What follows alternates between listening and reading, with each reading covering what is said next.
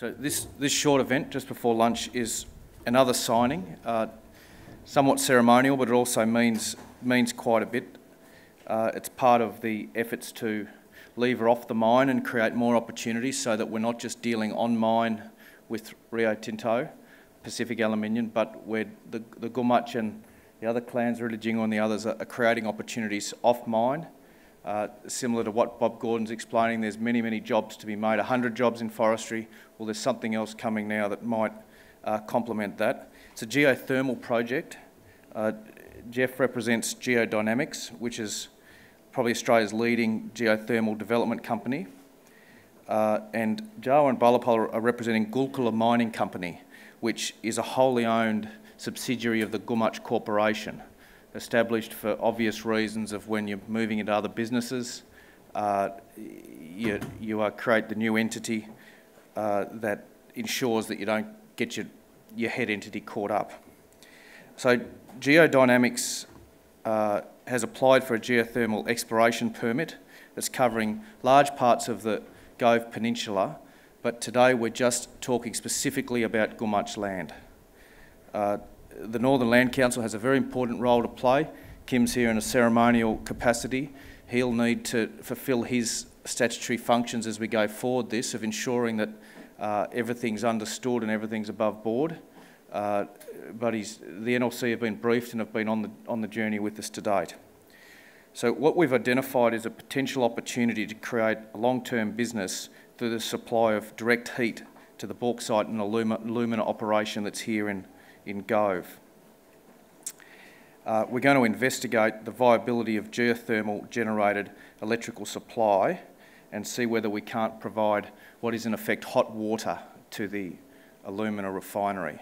That would reduce, at the moment the refinery is challenged by the fact that it's burning bunker diesel, which has become very expensive, and they're working very hard on gas, getting gas to Gove, and everyone in Gumatj Rillijingo are very supportive of that. But this is another potentially complementary system based on identifying hot rocks, hot granites, drawing water down, bringing it back up, providing that water to the refinery. Now Jeff's going to tell me if I got all that right, but please come up and just maybe introduce yourself and say a few words, and welcome Jeff Ward from Geodynamics. Thank you very much, and thank you for this opportunity to be here today. Firstly, if I could acknowledge the traditional owners of this land in which we're meeting, and thank you for their welcome to their country, and also to pay my respects to the elders past and present. Sean has encapsulated it exactly.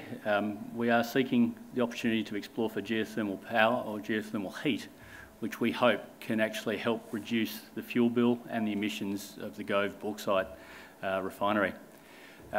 We're very excited about this opportunity. We're very excited about the fact that we think it makes sense from multiple perspectives and is a very sustainable business. We're very excited about working with the Gumatj Corporation to create a business that is commercial, is sustainable, and can provide a long and enduring utility type return. We're excited from the perspective of actually our customer, or what we identify and hope may be our customer in the future, the Pacific Aluminium team. And that if we can help reduce costs and emissions of manufacturing in Australia, then we can contribute to the long-term sustainability of manufacturing and value adding in Australia. From the perspective of my team and my shareholders, I'm excited that we might get to use some of the knowledge which we've accumulated through 10 hard years of exploration in the Central Cooper Basin and actually demonstrate the potential of geothermal in Australia for the first time. And we hope to bring our world-leading experience in deep hot granites to the benefit of all involved. I'm also excited about how we are choosing to do this, that we've heard some remarkable stories over the last 2 days about the work that's been done between Pacific Aluminium and the community here, between the work that was being done with Xstrata and MacArthur River, and also the work that's being done in the Pilbara with very many communities. But I do stress that today we're starting off with a view to creating a 50-50 joint venture at the exploration stage. We have not been on country, we have not turned any ground, we have studied maps, we've done feasibility or pre-feasibility investigations, but we're actually entering this as a joint venture in the resource. And that, I think, is actually long been held an ambition of many in sort of Indigenous business development and we hope it represents a really sustainable way to create a great venture between Geodynamics and the Gumatj Corporation. Thank you for this opportunity, and I look forward to being in country more often with the invitation of all.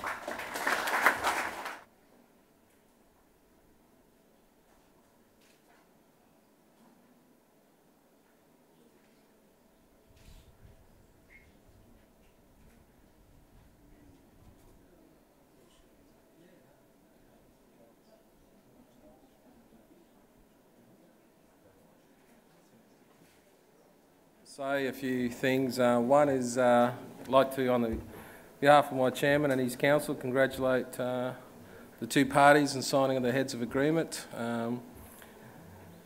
Again, the Northern Land Council plays a role in which we oversee, and that's our Commonwealth statutory responsibility, to oversee agreements on Aboriginal lands. And this agreement and the foresight of the Gumatj leaders is no doubt a number of combinations, as Sean indicated, about the leadership here.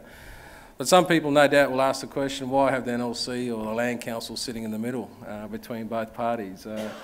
The thing being is that we provide a professional service to the Gumatj people and many other traditional Aboriginal people in our region on the basis that we seek independent advice in regards to any proposals or developments on Aboriginal land. So whilst they sign a heads of agreements, again we make sure that I's are dotted and T's are crossed. And again, just gives that support to the traditional owners, knowing that if things do go a little bit pear-shaped, that the Northern Land Council will be there at their doors and providing advice and assistance. And there has been a number of agreements or heads of agreements which people have signed, which tends to fall over at a very first stage. So the NLC, some people might find us a bit of a pain in the butt, but we're there to really make sure that things are, as I indicated before, I's are dotted and T's are crossed. And most of that comes through the cultural decision-making practices of the local people, making sure that people are consulted appropriately, and also the consultation with affected groups. Here in the Gove Peninsula and across the Gove region, there's 13 clans. And we tend to make sure that we consult with the land owners firstly before we consult with the affected peoples, and we've done that quite well.